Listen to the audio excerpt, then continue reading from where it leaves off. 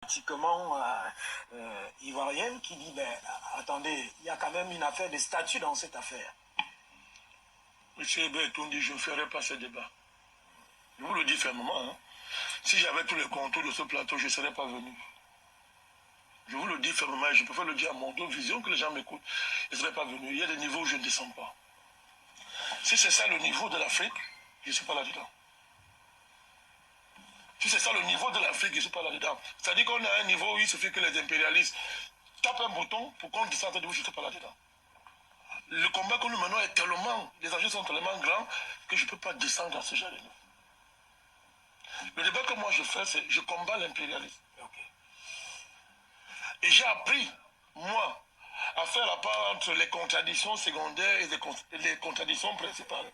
J'ai appris à les hiérarchiser et dans toute la situation, de ne jamais jouer le jeu de l'ennemi. Cette querelle-là, ça profite à qui? Vous voulez que le monde entier nous regarde, moi, Malakani, je sais. Non, écoutez, non. J'ai répondu pour cette... Il sait. On a eu des conversations alors, professeur. Je lui ai dit des choses. Il est d'accord avec moi. Que tout ça profite à qui?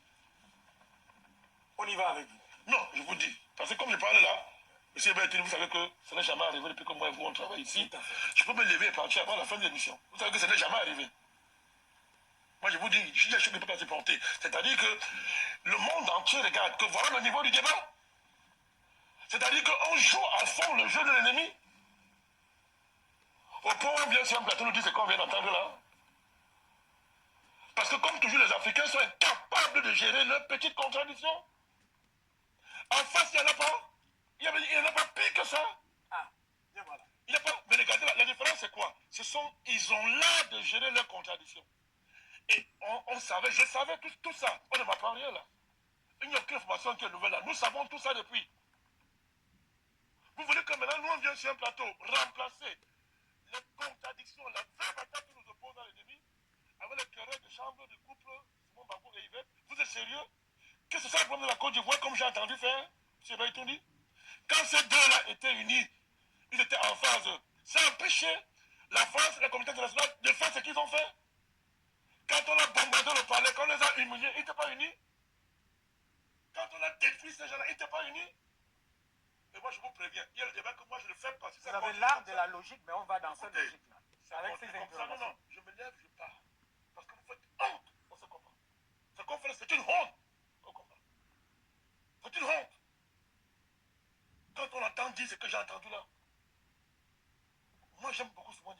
Moi, je l'adore, c'est connu. J'adore tous ces gens. Mais c'est comme ça qu'on doit gérer ça.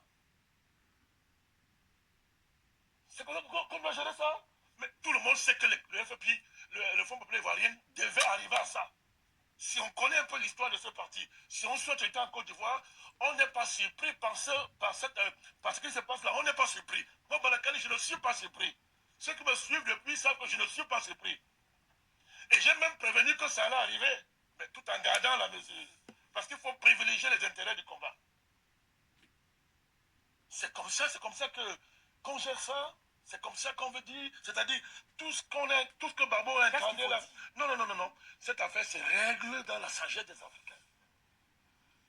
Et si les Africains aiment leur continent, s'ils comprennent les enjeux du combat, on règle pas ça comme ça.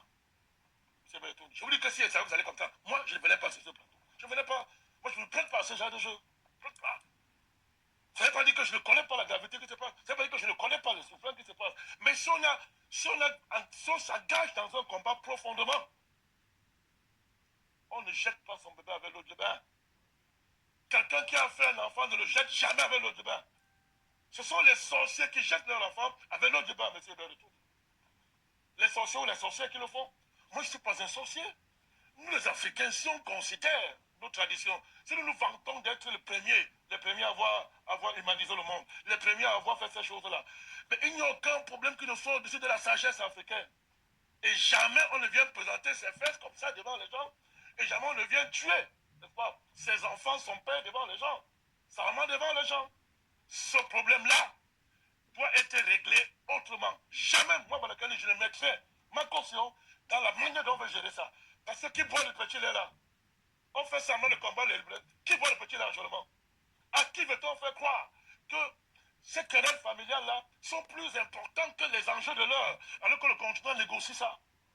À qui veut-on faire croire qu'il faut des hommes parfaits pour conduire une lutte?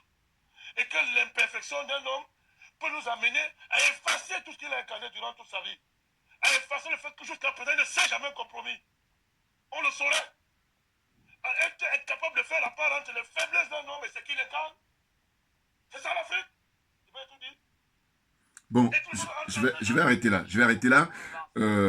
Écoutez, bonjour à tous. Aujourd'hui, nous sommes donc le 1er juillet 2021.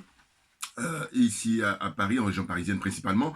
Je me surnomme Djoubian sur le net et je suis accessoirement spécialiste de la France et je suis un panafricain très convaincu.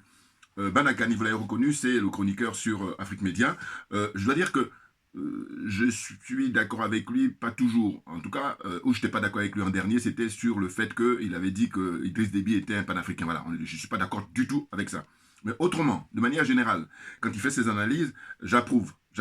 Et là, en l'occurrence, ce qu'il vient d'analyser, ce qu'il vient de donner comme, comment on appelle ça, son point de vue sur la situation, la relation entre le président Gbagbo et puis son épouse, Madame Yves Gbagbo, Madame Simone Gbagbo, eh ben, je suis totalement d'accord avec lui à 100% et à 1000 pour 1000. Vous comprenez? C'est-à-dire que là, pour moi, il n'y a rien à ajouter.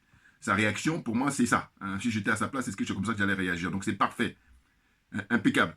Vous voyez? Et c'est pareil. Moi, je suis de nature, en fait, les frères, hein, on est dans le combat. Les gens qui sont en face, ils sont sans pitié pour nous les Africains.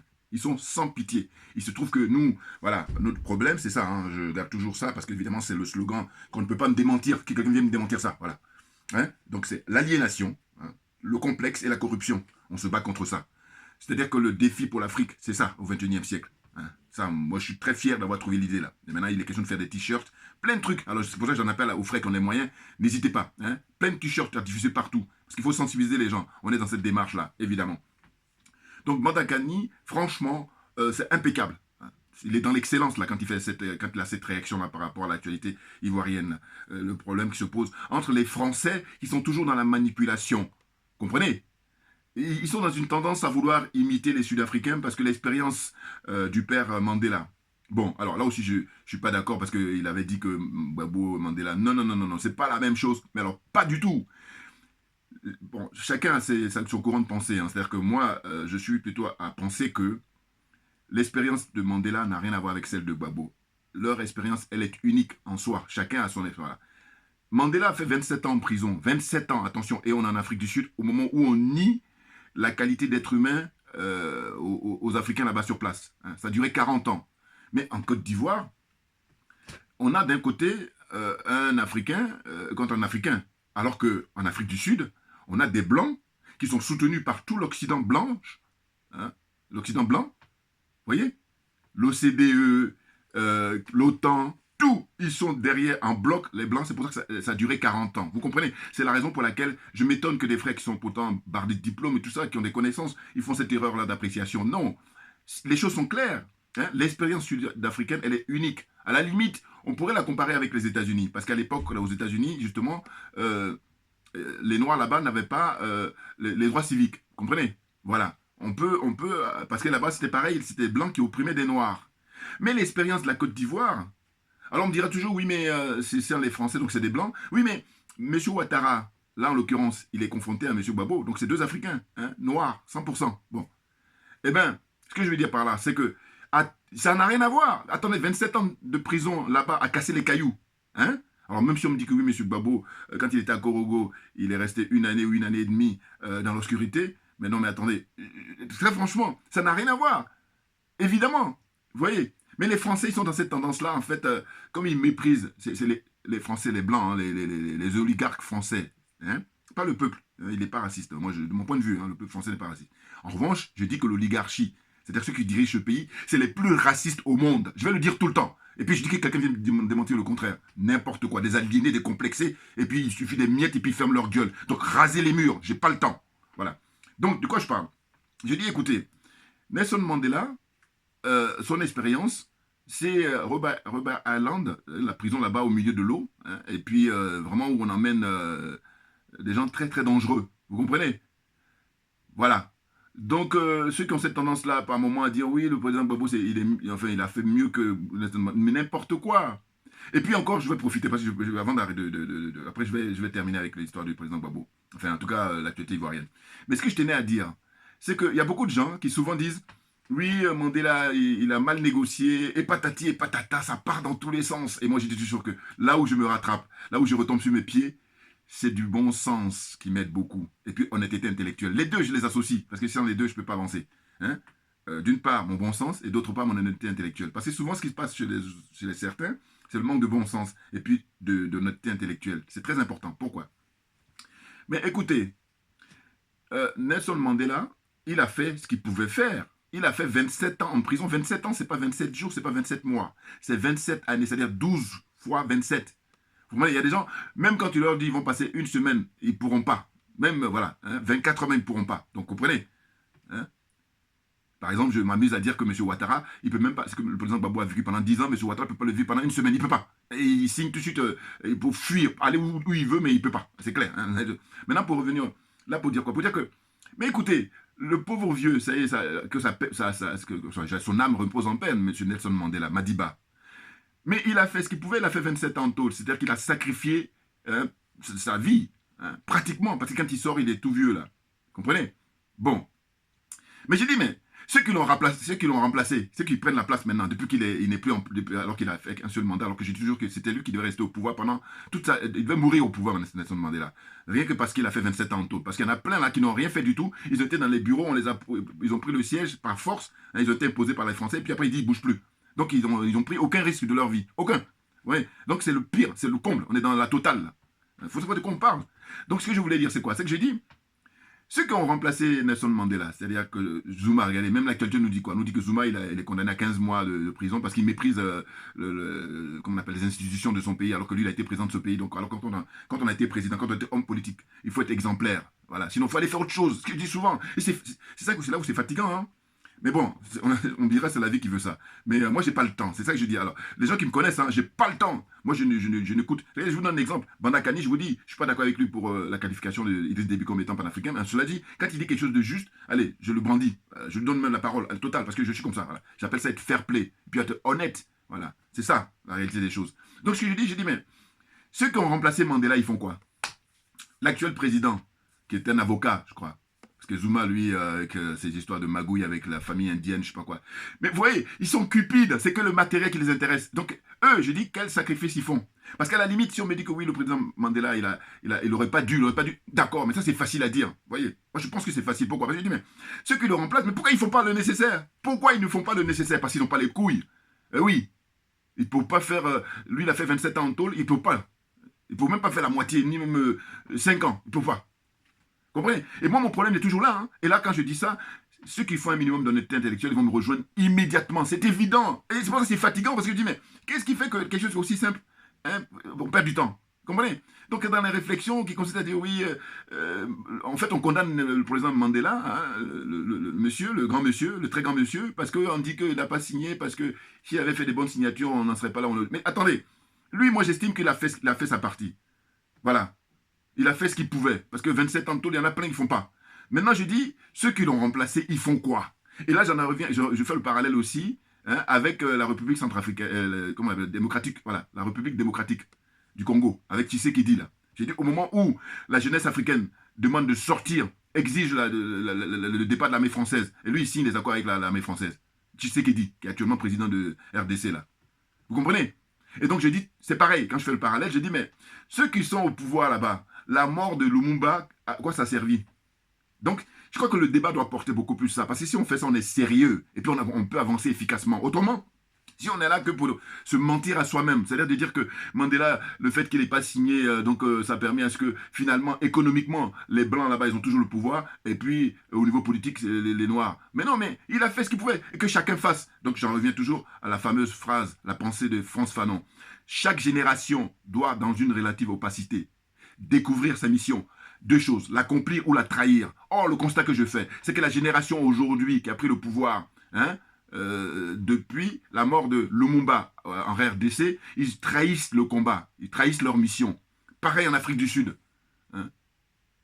J'allais dire, pour l'instant, Julius Malema, le jeune député, il n'a pas encore pris le pouvoir là-bas. Mais bon, voilà, c'est des gens, tu te dis, il n'a pas le pouvoir s'il a le pouvoir, parce que de par ses prises de position, hein, et je vous ramène à regarder, si vous pouvez, lors des obsèques de Winnie Mandela, le discours qu'il a prononcé. Il les a tous allumés, tous, parce qu'il dit, cette dame-là, quand elle était vivante, personne ne pouvait s'arrêter. Et tous là, des nazes. Enfin bon, bref. Donc tout ça pour vous dire qu'il faut arrêter définitivement de comparer l'expérience du président Nelson Mandela et puis celle du président Gbagbo. C'est pas la même chose. Mais évidemment. Et puis il faut... Je dis, mais pourquoi ceux qui remplacent, c'est-à-dire ceux qui viennent en Afrique du Sud là, pour prendre sa place, pourquoi il ne faut pas le nécessaire, hein? Quel risque ils prennent? Ils vivent... Regardez Jacob Zuma là. Regardez. Il n'y a pas que Zuma, hein. C'est toute notre génération. Ah bah oui. Parce que je dis, quand on vient faire de la politique, on vient pour servir l'intérêt général. Et que lui, 27 ans qu'il a fait en taule, il a servi l'intérêt général. Il a fait ce qu'il pouvait. Non mais ça me surprend hein, quand j'écoute les débats là. N'importe quoi. Bon, maintenant, je reviendrai peut-être une autre fois, mais j'espère que les gens m'ont compris là, parce que je ne comprends pas. C'est trop facile à comprendre ça pourtant. Hein? Toujours. Hein? RDC, ici, ils sont prêts au sacrifice, j'adhère. Mais ils ne sont pas prêts. Hein? Ils sont prêts que pour prendre de l'argent, pour vivre dans la cupidité, pour vivre dans la facilité, pour le matériel. C'est ça qui les intéresse. Alors que pendant ce temps-là, il y a un pauvre monsieur, en l'occurrence Patrice Lumumba, qui a sacrifié de sa vie. Moi, mon premier, il est là. En Afrique du Sud, pareil. Nelson Mandela, 27, on a pris 27 ans de sa vie. C'est pas 27 minutes, c'est pas 27 jours. On est d'accord. Bon. Eh bien, ceux qui sont à la parole, ils font quoi aujourd'hui, hein? C'est à eux de prendre, comme on dit l'expression, les taureaux par les cornes, et puis d'aller faire les lois là pour dire, bon voilà, dorénavant, on nationalise, tac, tac, tac, tac, on y va. Ils font pas, ils sont pas capables, ils sont peureux, ils sont des trouillards. Donc ils la ferment et qu'ils lui foutent la paix, que son âme repose en paix. Franchement. Bon, maintenant pour revenir au président Gbagbo. Bah écoutez, moi, très franchement, j'allais dire, je suis comme certains, je ne trouve pas les mots pour l'instant. Mais ce que je tenais à dire dans cette vidéo d'aujourd'hui, c'est de dire qu'au fond, quand j'observe le président Gbagbo dans ses prises de parole, ben, c'est un homme du peuple, c'est un enfant du peuple. Ça ne trahit pas, il parle vrai, vous voyez. Parce que, regardez ce qu'il a comme, comment on appelle, succès. Hein? Malgré toutes les magouilles de M. Ouattara, tout ce qu'il fait pour entrave, il entrave le bon fonctionnement de la démocratie, M. Ouattara, c'est évident. Bon. Donc malgré tout ça, il a un succès, il est très très populaire. Or, je dis qu'en matière politique, ça lui fait des points d'avance. Il y a des gens, ils ont besoin de faire des heures, même voire des jours, voire des années pour arriver à avoir le minimum. Mais lui, pas besoin, c'est naturel. Voilà. Donc, au fond, le débat, c'est quoi? C'est de dire, oui, mais M. Gbagbo, maintenant, il faut qu'il raccroche les crampons. Non, mais attendez. Le monsieur, injustement. Et d'ailleurs, ce que je constate, c'est que ces gens-là, quand ils parlent souvent, ils ne mettent jamais la France en accusation. Et c'est là où c'est très grave. Parce qu'on a toutes les preuves aujourd'hui, on a l'heure d'Internet, on a l'heure des réseaux sociaux, donc on a suffisamment de moyens, on a toutes les preuves. Mais malgré ça, il y en a qui continuent. L'aliénation est tellement forte, c'est ça là. Hein. L'aliénation est trop forte. Ensuite, vous ajoutez le complexe. Après, vous ajoutez la corruption. Alors là, la coupe est pleine. Voilà. C'est pour ça que ça nous amène ça. Tu écoutes là des discussions sur RFI où là, ils appellent pour dire oui, ce serait bien qu'il arrête et tout parce que il y en a même un qui a dit un truc qui m'a fait rire. Il a dit depuis qu'il est arrivé, il n'a jamais prononcé le nom de M. Ouattara. Non, mais attendez. M. Ouattara a-t-il trouvé utile d'aller accueillir M. Gbagbo à l'aéroport quand il est arrivé? Ce sont des minimums. Et je dis même lui à défaut, est-ce qu'il y a un seul membre du gouvernement qui a été à l'aéroport? On parle Kakabe, qui est soi-disant ministre de la réconciliation. Donc, ces minimums n'ont même pas été assurés. Donc, en fait, voilà, c'est de la mauvaise foi, et puis c'est fatigant, parce que, voilà, moi je dis, il faut élever le débat, et puis sinon on perd du temps, là, vous voyez, ouais, oui, non, mais n'importe quoi. Hein. Si vous n'avez pas ce minimum d'honnêteté, allez discuter d'autres choses, du football, plein de trucs, mais voilà, il faut laisser ça aux gens qui sont experts, qui s'y connaissent et qui sont honnêtes, voilà, parce qu'il y a des gens qui sont experts, mais par contre qui ne sont pas honnêtes, je dis non, là où ça ne marche pas. Il faut être honnête, mais oui, parce que on est en train de nourrir l'esprit des gens, pour les galvaniser, pour les aider à résister. Hein, parce qu'on est opprimé par les Blancs depuis toujours. Et puis là, on a suffisamment de recul maintenant, mais malgré ça, il y en a qui veulent continuer à rester dans la combine. C'est n'importe quoi. Vous comprenez? Donc, ce que je dis, moi, quand on dit oui, M. Ouattara, M. Bédier, M. Babou, voilà. Ils disent, voilà, c'est à cause de ces trois-là 30 ans. Mais la question n'est même pas dans ça. La question, c'est en fait la transparence. Ça se joue là-dessus. Mais oui, la transparence, donc ça veut dire que le meilleur gagne. Oh là, M. Ouattara, regardez les dernières élections, là, il a tout fait pour se maintenir au pouvoir. Et c'est là où il y a la difficulté. Parce que si tu l'ajoutes transparence, c'est-à-dire que le meilleur gagne, mais il n'y a rien à dire. Donc, franchement, là aussi, pareil, le débat doit porter sur la transparence, sur le fait qu'il faut mettre tout en œuvre pour que le meilleur gagne. Ça aussi, c'est... Bon, je regrette de parler en français, mais hein, je veux dire que, voilà. Oh là, les gens, ils ne discutent même pas là-dessus. Ils disent, oui, mais ces gens-là, ces trois-là, ils nous ont mis dans un truc pendant 30 ans, on est en guerre. Donc, on se trompe de débat. Voilà, on se trompe des débats. Et puis là aussi, pareil, je vous ramène à l'entretien qu'il a accordé à Denise Depoté, même si je condamne cet entretien-là, parce qu'il aurait dû donner ça à un jeune garçon de FPI avec sa caméra, avec son portable, et puis il allait monnayer ça. Voilà, c'est tout facile. Mais là aussi, pareil, regardez, le FPI, là, moi, mon problème avec eux, c'est ça. C'est que je dis, le président Gbagbo, c'est quelqu'un qui est désintéressé. Voilà. Sinon, ça se saurait. Sinon, il serait même vite récupéré. En revanche, il fait des mauvais castings, il est mal entouré. Et ce que je redoute, ce qui me fait peur, c'est que ça recommence. C'est-à-dire que lui-même, c'est quelqu'un il veut aider le peuple. Il veut que le peuple s'en sorte. Ça avance pour le peuple africain en général et le peuple ivoirien en particulier. Mais ceux qui l'entourent, ils sont cupides tous. 99,99%. Donc allez chercher. J'essaie de garder quand même 0,1% quand même. Voilà, je sais. Mais sinon, c'est écrasant. 99,99% de son entourage, des conseillers de M. Gbagbo, là, ils sont tous intéressés que par l'argent, la cupidité. Sinon, il faut qu'on m'explique. Quand il est arrivé et qu'il a pris la parole au QG, là, le micro qui ne marche pas. Moi, j'en parle aujourd'hui parce que je devais en parler depuis, mais je me suis dit l'occasion viendra. Là, j'en parle aujourd'hui. Le micro, le président Gbagbo lui-même est obligé de faire ça. Mais vous vous rendez compte? Mais ça, c'est des minimums. Or, je dis toujours, mais si tu ne maîtrises pas les minimums, qu'est-ce que tu vas aller faire dans les trucs les plus complexes? C'est comme une histoire d'équation. Si tu n'arrives pas à résoudre l'équation à deux inconnus, tu ne peux pas résoudre à 3 inconnus. Enfin, dites-moi, hein, moi, je n'étais pas bon en maths, mais j'ai du bon sens. Donc, j'ai dit, voilà, c'est du bon sens, ça. Donc, dites-moi. Mais oui. Vous comprenez? Donc, j'ai dit, son entourage, ce qui les intéresse, c'est la cupidité. Et puis, ils sont idiots. C'est des idiots. Parce que, normalement, l'erreur est humaine. Donc, quand tu fais une erreur, tu essaies de réfléchir là-dessus. Parce qu'eux, ils ne supportent pas la critique. Donc, tu es sûr que tu es amené à recommencer. Mais oui. Parce que quand tu acceptes la critique, tu réfléchis, tu dis, même tu te fais une autocritique toi-même. Et puis ça te permet de rectifier le tir, et puis tu avances. Oh là, ils font n'importe quoi.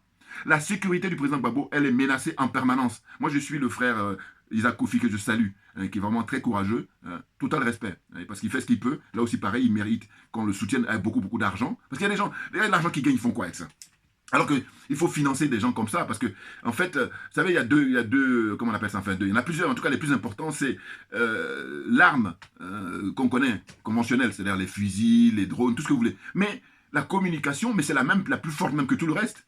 Parce que regardez le budget qu'accordent les États-Unis, qu'accorde la France, l'Europe, et tout ça, dans la communication. Ça veut dire, c'est même plus fort même que l'arme conventionnelle des militaires, ça vient en second plan. Hein. Le premier, c'est la communication. Donc, ce que je regrette, c'est que je dis, mais des frères comme Isaac Kofi, là, des gens qui ont beaucoup d'argent en Côte d'Ivoire, par exemple, ou en Afrique, mais il faut leur donner beaucoup d'argent. Madame Nathalie Yam, M. Kémy Seba, il faut leur donner beaucoup d'argent parce que eux, s'ils ont les moyens et qu'ils n'ont plus à s'embarrasser sur la question matérielle, mais je veux dire que voilà, ils sont à l'aise pour pouvoir galvaniser le peuple, informer le peuple, hein, rassurer le peuple, eh bien, on avance, et on avance sûrement. Or là, on est tous lobotomisés par RFI, TV5 et compagnie, et puis là, ils comprennent rien, alors qu'ils ont fait de longues études. Voilà, n'importe quoi. Ah, c'est fatigant, hein? C'est impressionnant, tu les écoutes, tu dis, mais ils en sont où les mecs? Hors sujet. Voilà, tout simplement, hors sujet. Vous comprenez? Donc là, le président Gbagbo, toujours pareil, je vous dis, prenez le frère Charles Onana, le journaliste d'investigation, le journaliste camerounais. Je ne suis pas d'accord avec lui sur le point du Rwanda, voilà. Mais autrement, de manière générale, voilà, je soutiens ses thèses. Mais la seule thèse que je ne soutiens pas, c'est quand il vient de dire que les Français n'ont rien à voir avec ce qui se passe au Rwanda. Ou, voilà, il veut essayer de les discuter, comment dire, en fait, dire qu'ils ne sont pas responsables. Voilà, ça me fatigue. Et je dis, mais toi, tu as été corrompu, toi Charles Onana, sur ce sujet-là. Là, je signe, hein, voilà. Qui portent plainte et puis on va aller s'expliquer devant le tribunal. Et là, maintenant, on va tout déballer. Hein. Il y a des officiers français qui ont, aujourd'hui même, ils ont reconnu eux-mêmes que la France a une responsabilité. Donc lui, il continue toujours. Là, c'est le côté africain, ça va. Bon, je vous dis, en dehors de ça, eh ben, il a écrit un bouquin sur le coup d'État, voilà, qui a été fait par la France. D'ailleurs, je me dis, je soupçonne même d'avoir un deal. C'est-à-dire que je suis sûr que l'État français lui a fourni des informations, des archives, plein de trucs, un échange. Il est là, ce qu'il lui doit faire, c'est de les soutenir sur le Rwanda, n'importe quoi. Et bien moi, mon petit niveau, ma petite réflexion d'attaque, je chope là-dessus, là. Ah ben oui. Donc c'est pour vous dire pourquoi je fais ce lien-là. Je dis simplement que Charles Onana, hormis la question justement du Rwanda, eh ben je soutiens les autres thèses. Voilà. Donc je vous emmène, tous les soutiens de Gbagbo, là, les Gore et compagnie, allez-y regarder son interview, quand il a été interviewé à l'époque, c'est sur Internet, c'est disponible, où on lui a posé la question comment ça se fait qu'on en est arrivé là par rapport au fait que le président Gbagbo s'est fait comme ça, il y a eu ce coup d'état là quoi. Et il a parlé de la question de l'entourage, à savoir que les mecs en face ils ont plus de moyens que nous, ils font du 24h/24, alors que nous on a moins de moyens, et puis les gens ils dorment alors qu'ils ont beaucoup de salaire, enfin on leur verse beaucoup d'argent, et puis ils branlent rien avec ça, ils sont que dans la jouissance, hein, des trucs de futilité, voilà où on en est, n'importe quoi, franchement, faut être sérieux. Donc là, un signe qui m'avait tilté et puis qui m'avait mis en colère. Je disais, mais le micro, il marche pas. Mais le micro, mais c'est les trucs de base. Donc, qu'on me dise M. Ouattara avait mis tout en place dans le cortège, je comprends. Bon, quand je dis je comprends, je veux dire que ça, c'est, je vous excuse, voilà, en disant, vous n'avez pas, c'est pas vous qui êtes responsable de ça, c'est M. Ouattara qui est responsable de ça. C'est-à-dire que c'est lui qui doit mettre tout en œuvre pour que tout se passe bien, hein, que la police doit assurer la sécurité et non pas agresser les gens par des bombes lacrymogènes. Hein. Il faut revoir aussi les images. Quand le corps de Gon Coulibaly arrivait, comment ça se passait? Ça s'est très bien passé. Quand le corps de, comment il s'appelle, le Premier ministre Ahmed Bakayoko, hein, et quand ça arrivait, eh ben, tout s'est bien passé. Ben, ça devait être pareil. Là, M. Gbagbo, c'est pas son corps, c'est son vivant qui vient. Au contraire, on a même multiplié. Parce que, attendez, excusez-moi, en fait, vous voulez accorder plus d'importance à des gens qui sont morts qu'à des gens qui sont vivants. N'importe quoi. Mais là, c'est une question de valeur. Et bien là, moi, je m'éloigne. Parce que moi, je dis, je suis là pour célébrer la vie. Ça ne m'intéresse pas de célébrer la mort. Alors, ces gens-là, ils célèbrent la mort. Voilà ce que ça donne. Franchement. Donc, vous comprenez? Donc, la question du micro qui ne manque pas de pain, on n'entendait pas bien ce qu'il disait, alors que ce qu'il disait était essentiel. On faisait des efforts, on n'avait pas besoin de faire des efforts. Il fallait mettre le paquet. Hein, sa venue, le 17 juin, c'était pas quelque chose d'improvisé. Je veux dire, c'est quelque chose qui a été annoncé longtemps avant. Donc, comment vous organisez? Mais simplement, au lieu d'affecter les gens qui ont la capacité, qui sont professionnels, hein, et puis l'argent qu'il faut nécessairement pour que ça soit très bien, qu'on n'ait rien à leur dire, si ce n'est merci pour vos prestations. Eh bien non. Hein, ils font de l'amateurisme. C'est incroyable, hein, les FPI, là, Gore, la compagnie, tout ça. N'importe quoi. Ce qui est pathétique et ce qui est regrettable, c'est le fait que le président Gbagbo, lui, il n'est pas intéressé. Enfin, je veux dire, il est désintéressé, ce monsieur. C'est clair. Vous comprenez? Bon. Donc, pour poursuivre, on apprend que le cortège qui l'amène d'Abidjan à Gagnoa, hein, dans son village là-bas, pour se recueillir auprès de la tombe de sa maman, et puis saluer aussi sa famille, eh bien, il y a des gens de Ouattara qui sont infiltrés. Des gens du ministère de la Défense, enfin, ouais, le ministère, tout ça qui sont infiltrés. Mais je dis, mais le FPI a eu l'expérience du pouvoir, même si c'est vrai que ça a été entravé par la France et M. Ouattara pendant 10 ans, mais au moins vous avez eu. Donc vous avez occupé des postes de ce pays, vous avez dirigé, vous avez eu l'expérience. Avoir l'expérience, c'est-à-dire que tu as occupé, même si tu as été gêné un peu, mais tu as occupé. Parce qu'il y a une différence entre ne pas avoir l'expérience et puis en avoir. Voilà. Parce que là, même si on l'a entravé, mais tu l'as eu. Alors que tu n'as pas eu du tout l'expérience, eh ben, tu ne sais même pas comment ça se passe. Tu ne sais pas où se trouvent les tiroirs. Voilà. Donc ce que je veux dire par là, c'est quoi? C'est que je dis, mais comme vous avez eu l'expérience du pouvoir, là, M. Ouattara avait annoncé que, compte tenu du statut du président Laurent Gbagbo, eh ben, il va bénéficier de tous les avantages qui lui incombent. Voilà, hein, naturellement. Ben, ça veut dire quoi pour moi quand j'écoute ces informations? Je dis, mais au sein du FPI, maintenant, il faut prendre des professionnels. Alors, c'est vrai qu'il y en a beaucoup de militaires qui sont en prison encore. Mais, j'allais dire, il y a quand même des remplaçants. C'est quand même fou. Or, le constat qu'on fait, on continue toujours l'amateurisme. Ce qui fait que sa vie est risquée. Et qu'est-ce qu'ils vont faire? Ils vont peut-être le tuer à petit feu. Ah ben oui. Non, parce que s'ils le tuent comme ça va être très brutal et puis ça va être flagrant. Vous comprenez? Donc ce qu'ils vont faire, c'est l'atteindre à petit feu. Voilà. Et ça serait malheureux. Parce que c'est un homme de valeur, c'est un homme de qualité. Humainement parlant, franchement, je ne vous cache pas que moi j'ai une préférence pour Mme Simone. Hein, voilà. Parce que, je veux dire, en réalité, elle est plus redoutée que le président Gbagbo. C'est clair. Hein, je vous ai déjà fait mon classement. Et je vais vous dire, je suis très content. Quand je suis content, je veux dire par là que moi, ça fait longtemps que je fais ces classements-là. Et là, avec le temps, c'est ce qui se confirme. Mais ça veut dire qu'en fait, je ne suis pas hors sujet. Oh, il y en a beaucoup qui font le malin alors qu'ils sont hors sujet. C'est-à-dire qu'ils n'ont pas compris. Ils font le malin en disant qu'ils ont compris alors qu'ils n'ont rien compris du tout. Ouais. L'analyse fine, c'est quoi? C'est de dire, je vous dis, en Côte d'Ivoire, la France-Afrique, les dirigeants français, ils redoutent qui? En premier, Charles Blé Goudé. Bon, alors, j'ai entre parenthèses rapidement. J'ai été à son meeting là à Paris, c'était très très bien. Hein, bon, comment dire lui, c'est aussi un animal politique pour sa génération, un des plus brillants. Le seul truc que je veux lui dire aussi, c'est de dire il faut qu'il reste intègre et qu'il fasse un bon casting, les gens qui vont l'entourer. Ça se joue là-dessus. Oui, parce que normalement, l'homme est intègre. Donc, par conséquent, faire de la politique, c'est normal. On peut même l'encourager. Il faut l'encourager. Mais en revanche, ça ne suffit pas. Maintenant, le problème que raconte le président Gbagbo, c'est ça. C'est l'entourage, le casting. Il ne faut pas prendre n'importe qui. Il faut prendre des gens compétents, des gens qualifiés, et puis des gens intègres. Vous comprenez? L'enjeu est énorme. Donc voilà, hein, ça s'est très bien passé, il y a une bonne ambiance et tout, super. Hein, c'était à Paris, dans le 19e, je crois, métro Mars d'Ormois, là, à côté de la porte de la Chapelle, là-bas. Bon, très très bien. Bon. Et il dit qu'il est venu dire merci, et c'est vraiment très bien. Franchement, la rencontre était parfaite, une bonne ambiance, un bon enfant et tout, et puis lui-même, quand il a pris le micro, il est resté beaucoup plus longtemps, mais on ne voit pas les minutes passer parce que, voilà, on voit vraiment que le monsieur, il est fait pour la politique. Voilà, il est comme un poisson dans l'eau, comme on va dire. Voilà. Enfin, bref, tout ça, vous avez les images aussi sur Internet. Donc, ce que je voulais dire, c'est quoi? C'est que, au fond, le président Gbagbo, sa sécurité est menacée au sens où on voit bien. Hein, ils font comment on appelle ça, de l'amateurisme. Alors que ce monsieur mérite d'être protégé, hein, et pas seulement dans l'apparence. Il faut que ça soit dans la réalité. Bon, alors ça se discute. Hein. Il y a une image qui m'avait choqué aussi. C'est qu'il y a un monsieur là que je viens de découvrir, qui est là à côté de lui. Il me fait penser un peu à Ouonien à l'époque avec Houphouët-Boigny. Bon, ce monsieur-là, sur les images, vous le voyez, hein, il est à côté du président Gbagbo. Et à un moment donné, quand le président Gbagbo parlait à Gagnoa là-bas dans une grande salle, où il avait reçu tout le monde, hein, les chefs du village et puis les personnalités et tout ça, alors je crois qu'il devait transpirer. Et là encore pareil, quand je vois ça, je dis, mais vous n'avez pas pensé à mettre un ventilateur? Bon, la climatisation, ça va peut-être plus cher ou plus compliqué. Je veux bien, mais là, les ventilateurs, hein, il y en a plein. Pourquoi il ne s'est pas mis? Pourquoi il n'y a pas de ventilateur pour qu'il n'ait pas le problème de... Parce que quand il transpirait, le monsieur qui est à côté là, qui est son chef de protocole sans doute, ou je sais pas qui, en tout cas, il me fait penser au Georges Ouonien à côté de Houphouët-Boigny. Lui, il prend carrément les serviettes et puis le président Gbagbo est en train de parler et lui, il est en train de l'essuyer. C'est des choses qui me choquent, moi, personnellement. Alors, il y a des gens qui vont dire, c'est pas... Mais si! Parce que, pour l'instant, il n'est pas grabataire, que je sache. Hein? Pour l'instant, le président Gbagbo, il est valide. Donc, ce qui fait que, pour moi, il faut lui donner le truc et puis il va s'essuyer lui-même parce que tout ça, ça compte. Enfin, je ne comprends pas. Voilà. Là aussi, pareil, je vous donne mon sentiment. Hein. Voilà. Hein? Donc, quand je vois, je dis, mais dans ce cas-là, auparavant, il faut mettre des ventilateurs pour que. Hein, ventilateurs, hein, ça a donné du vent. Hein? C'est des choses aussi simples. Donc, c'est des choses aussi simples, les mecs, ils ne maîtrisent pas. Mais parce qu'ils sont à côté de la plaque. Ils sont à côté, hors sujet. Et pour autant, il y a beaucoup, beaucoup d'argent qu'ils ont pris pendant 10 ans. Et c'est ça le comble. Ah bon, oui. Très souvent, ceux qui ont pris plus de risques, ils n'ont pas pris grand-chose. Vous n'avez rien du tout. Et c'est ceux qui n'ont pas pris de risques, qui ont pris beaucoup, beaucoup d'argent et qui sont tranquilles. Et cet argent-là, tu te demandes qu'est-ce qu'ils en font. Alors que normalement, tout cet argent-là, beaucoup vous avez pris pendant les 10 ans, là, eh bien, vous devez donner aux cyberactivistes, comme fait le RDR d'ailleurs. Ou, je vous dis, la sœur Nathalie Young, il faut lui donner de l'argent parce que le travail qu'elle fait, c'est énorme. Le frère Kémy Séba, il faut lui donner de l'argent parce que le travail qu'il fait, c'est énorme. Qui encore? Hein? Tous ces frères-là et sœurs. Vous voyez? Il faut donner les moyens. Ou à défaut, mais au moins quand il arrive, le micro, il doit être opérationnel, il doit être parfait, qu'il n'ait pas besoin de faire tac, tac, tac, n'importe pour vérifier. Vous vous rendez compte? Le ridicule. Autre chose de ça, à Gagnoa là-bas, à Mama ou je sais pas où encore, il n'y a pas de ventilateur, parce qu'il transpire.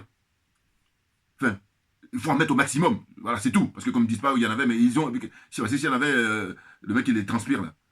Ah, mais je vous dis, mais franchement, les mecs ils ne maîtrisent pas les minimums. Alors, c'est pour ça que c'est difficile, hein. Donc voilà, aujourd'hui, ce que je voulais dire par rapport à ce sujet-là, c'est ça. Voir si je n'ai pas oublié quelque chose. Sécurité du président Gbagbo, je l'ai dit. Hein? Donc je dénonce l'amateurisme, ça je l'ai dit. Voilà. Il y a des infiltrés, ça je l'ai dit aussi. Comment se fait-il que nous soyons là malgré les expériences du pouvoir? Ça je l'ai dit. Voilà. Donc j'ai pratiquement tout dit. Et puis voilà. C'est ça en gros ce que je voulais dire pour aujourd'hui. Et pour terminer, c'est... le président Gbagbo ne s'est pas entouré de personnes compétentes. Bon, je l'ai dit aussi tout le long, M. Ouattara. Voilà, c'est ça. En fait, ce que j'ai tenu à dire dans cette vidéo-là, c'est de comparer. Vous avez d'un côté le président Gbagbo et puis vous avez de l'autre côté le président Ouattara. Mais le président Ouattara, franchement, c'est quelqu'un qui sait s'entourer. Et même, il va plus loin. C'est-à-dire que si tu faillis, il te tue. Bon, c'est pas l'idéal, on est d'accord, Mais ce que je veux dire, c'est qu'on peut trouver un milieu. Je veux dire par là que, par contre, de l'autre côté, le président Gbagbo, lui-même, c'est un animal politique. Il est dans son élément, parce que lui, c'est pas un homme d'affaires, contrairement à M. Ouattara. Mais par contre, il s'entoure que d'amateurs. Il s'entoure que des gens qui ils font le malin, mais ils ne savent rien du tout. Alors qu'il faut des gens très qualifiés. Hein? Un, qualifié, mais deux, intègres. Les deux, là. Il faut que ça soit obligatoire. Vous comprenez? Et c'est la raison pour laquelle, pareil, pour terminer, je vais dire que, voilà, quand je dis il y a 4 personnes qui sont redoutées en Côte d'Ivoire par la France-Afrique et les dirigeants français, c'est en premier Charles Bégoudé, en deuxième Mme Simone Gbagbo, c'est resserré entre elle et puis le professeur Mamadou Koulibaly. Voilà, le professeur Mamadou Koulibaly, il est très redouté par la France-Afrique. Et je vous dis, il est plongé dans son mutisme, que je peux comprendre, hein, parce qu'il doit être très déçu, parce que il avait tellement cru pour les élections là, de 2020, et puis là, il voit que les Ivoiriens ne sont pas prêts. Et c'est ça, c'est... Puis il y a les années qui passent, parce qu'il doit aussi prendre l'âge. Vous comprenez? Mais je le comprends, hein, ce monsieur, je le comprends. Hein? J'espère qu'un jour, on aura l'occasion d'échanger, naturellement, parce qu'il n'y a rien de mieux que de changer de vive voix. C'est clair. Donc, le président Gbagbo n'arrive qu'en 4e position au point de vue d'être redouté. Et je dis, les gens qui se disent experts, là, allez-y, réfléchissez là-dessus, puis venez me apporter des contradictions. Parce que c'est une analyse fine, un observant. Mais évidemment. Et puis là, pour terminer, je disais que les Français, en fait, ils veulent faire tantôt comme l'expérience sud-africaine, c'est-à-dire qu'on a forcé à ce qu'il y ait séparation de ce couple-là. Alors que c'est l'union qui fait la force. Ça, on le sait depuis toujours. Mais là, en l'occurrence, on a l'expérience, on a la preuve, on a la pratique. C'est-à-dire que le fait que M. Gbagbo son épouse Simone, ils se sont mis ensemble, ils ont fait trembler l'impérialisme. Vous comprenez? Ce qui leur est arrivé en 2010, on les a bombardés, ils ont fait trembler. Donc là, les Français qui s'y font, ils ont tout fait maintenant pour les séparer. Du coup, les forces s'affaiblissent. C'est du bon sens, là aussi, pareil. Des minimums à maîtriser. Oh, il y en a plein qui ne maîtrisent pas encore. Bon, il faut apprendre, parce que c'est ça qui est intéressant. Vous voyez? Donc j'ai dit, on a la culture française qui, là, est beaucoup plus raciste que tous les autres. Pourquoi? Parce qu'en Afrique du Sud, qu'est-ce qu'ils ont fait? Eh bien, ils ont effectivement tout fait pour que le couple se sépare. Et ce qu'on reprochait à l'époque à Mme Winnie Mandela, c'est que son âme repose en paix également. Aussi, j'allais dire. Une très très grande dame. C'est elle qui a lutté contre le régime. Et vous avez aussi parlé des images, des documentaires très intéressants, où elle dit sa fierté, c'est qu'elle a résisté face à ces nazis, ces inhumains-là. Voilà, c'est ça qui fait sa force avant de quitter cette terre. Vous voyez? Et bien on lui a reproché à l'époque deux choses. Enfin, en tout cas les plus connues. C'est, on aurait dit à l'époque que elle était infidèle, enfin elle sortait des jeunes, enfin de gens, voilà, elle a trompé son mari. Bon, on peut comprendre 27 ans de tôt là, hein. Bon, on est des humains, à un moment donné, il faut être honnête, il faut arrêter l'hypocrisie, c'est clair. Bon, première chose. Deuxième chose, on lui aurait reproché aussi qu'à l'époque, elle était présidente d'un club de foot et qu'il y a un jeune là qui... parce qu'à l'époque, eux, ils punissaient tous les gens, les traites là. On leur mettait des punais là sur le cou et puis on allumait, voilà. C'est comme ça c'était ce qu'on leur infligeait comme sanction. Et donc on disait, voilà, elle était responsable de la mort de ce jeune homme là. Et moi, quand à l'époque, pour vous dire, hein, vous savez, moi, la cause sud-africaine, je peux vous dire que quand Nelson Mandela est venu à Paris, j'habitais en province, j'ai tout fait pour venir le voir. Et je suis allé d'abord, parce que quand il est arrivé en France, à l'époque, quand il est sorti de prison, il y avait un circuit. Il est passé, comment dire, notamment au siège du Parti communiste, place du colonel Fabien. Parce que quand j'arrive à Paris, je suis allé pour demander, on m'a dit non, non, non, il vient de partir là. Et maintenant, il va faire une déclaration à la place de la Concorde. Voilà. Donc j'ai fini par être comme beaucoup de gens là-bas. Vous comprenez? J'habitais à l'époque en province. Vous comprenez? Donc ça veut dire que c'est quelque chose que depuis des décennies, j'ai même depuis mon enfance, parce que moi je me suis toujours dit, mais comment ça se fait que en Afrique du Sud, on me dit qu'il y a des Noirs comme moi qui n'ont pas les droits? Parce que j'ai dit, mais je suis né à Abidjan, mais si j'étais né là-bas, en Afrique du Sud, pas, ça m'a perturbé, vous voyez. Comme je dis toujours, je dis, en fait, quand j'étais môme, le problème sud-africain me perturbait, et puis quand je suis adulte, maintenant ce qui me perturbe, c'est les frères qui meurent dans la Méditerranée. Comment on peut m'expliquer ça? Voilà. Vous comprenez? Donc c'est ça qui me motive dans ma lutte continuelle. Toujours, je suis motivé. Ben oui, parce que je ne supporte pas l'injustice. Donc ce que je voulais dire, c'est quoi? C'est que j'ai dit, vous avez vu? Bon, il sort de prison, le président Mandela, et puis avec son épouse, Mme Winnie Mandela, qu'est-ce qu'ils font? Une image qui est très forte, et que je vous dis, en politique, le symbole est très fort. Eh bien, ils avaient les deux mains comme ça. Même s'ils avaient des différences, c'était prévu qu'ils divorcent, mais ils sont sortis pour donner l'image au monde entier. Voilà, on est ensemble, on a combattu le régime d'apartheid qui est maintenant tombé. Oh, quand on revient du côté français, eh bien non, c'est une autre façon de faire. Et puis j'ai dit, là aussi pareil, non seulement ils ont montré cette image-là où ils sortent de prison et puis il est avec elle, hein, vous avez des DVD, vous avez des images, tout ça en volonté. Bon. Et puis après, on le laisse, il prend le pouvoir, il fait un seul mandat, malheureusement. Bon. Mais du côté français, ça ne marche pas comme ça. C'est-à-dire que n'importe quoi, on dit le président Gbagbo, on fait tout pour le séparer de son épouse, et puis après on ne veut pas qu'il ait un mandat encore, voilà. Vous voyez, ils n'aiment pas les Noirs. Je dois les dire tout le temps. Et puis je dis, je ne comprends même pas qu'il y ait des gens plus qualifiés que moi. Il faut le dire, il ne faut pas se gêner. Mais oui, attendez, je dis quand tu as raison, pourquoi tu veux raser les murs? Comptez pas sur moi. Hein. Moi, je dis, soit j'ai pas compris. Dans ce cas-là, je fais moins le malin. Mais quand j'ai compris, j'ai pas le temps à perdre. Voilà. C'est un dossier que j'expédie très vite. Voilà. Ça me paraît, ça c'est simple, ça. Vous voyez? Donc, ce que je veux dire, normalement, il devrait tout mettre en œuvre. Soit vous copiez complètement les Sud-Africains et faire que le président Gbagbo il puisse prendre le pouvoir. Même là, comme disent les gens qui sont honnêtes, hein, c'est-à-dire que la CPI, à partir du moment où on l'a acquitté, on devait le rétablir à son poste, et M. Ouattara devait être dégagé. Hein. Lui, il dit qu'il aime les Occidentaux, bon, qu'il prenne ses bagages, il va soit en France, soit aux États-Unis, mais qu'il aille. Par exemple. Oh, c'est pas le cas.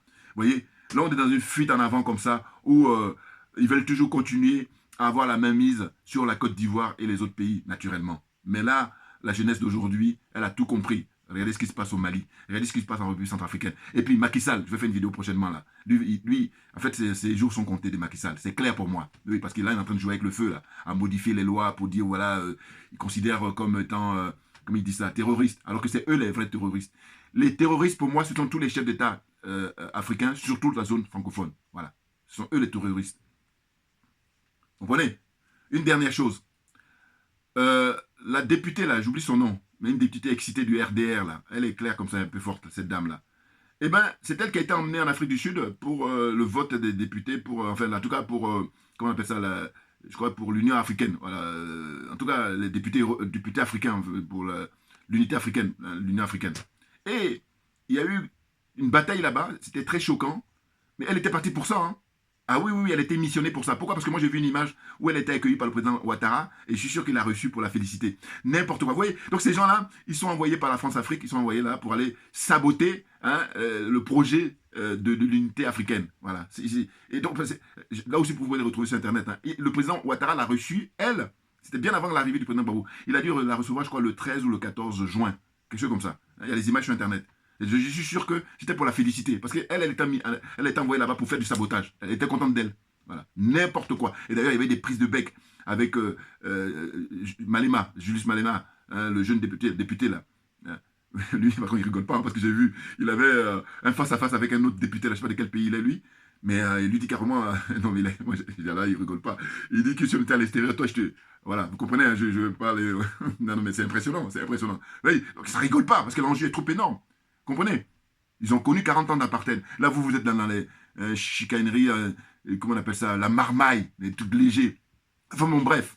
Donc, ce que je tenais à dire, c'était ça. Cette dame-là, elle est députée, là, excitée, là, hein, la grande gueule, là, une des grandes gueules aussi, après les Kandia Camara, après les Big Togo et tout ça, une députée, là, un peu forte comme ça, et puis Claire, eh ben, elle était envoyée là-bas pour faire du sabotage. Voilà.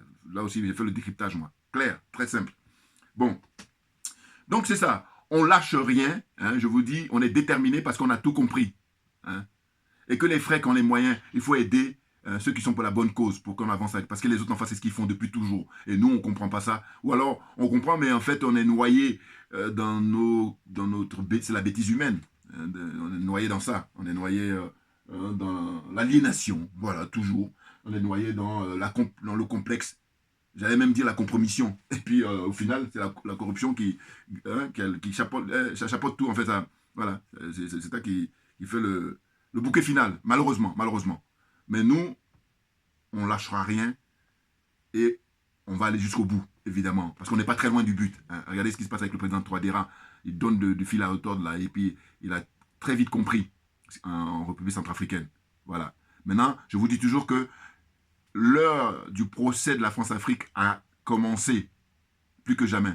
Le bilan de la France-Afrique. Il faut qu'on fasse le bilan. Voilà. Qu'est-ce que ça donne depuis? Que dalle, on est en recul, on est très en retard. C'est de ça dont il s'agit. Donc en Côte d'Ivoire, par exemple, pour terminer, tous ceux qui aspirent à prendre le pouvoir, il faut qu'ils se soient déjà convaincus pour combattre la France-Afrique. Autrement, je dis, on n'est pas sorti de l'auberge et on va toujours prendre les Jean-Luc Billon, les Tidiane Thiam, qui encore Kakabe, n'en parlons pas. Tous ces gens-là, tout ce qui les intéresse, c'est prendre la place de M. Ouattara et puis faire pareil, si ce n'est pire que lui. Moi, j'ai accepté 4 personnes, je vous dis, Charles Blé Goudé, Mme Simone Gbagbo, le président Mamadou Koulibaly, voilà, lui il fait peur à la France, sachez-le, le pauvre n'a pas les moyens, c'est pour ça. Et puis le président Gbagbo lui vient qu'en 4e position, voilà, que les gens qualifiés qui puissent me dire le contraire. Merci à vous pour votre attention et puis à très bientôt, merci bien.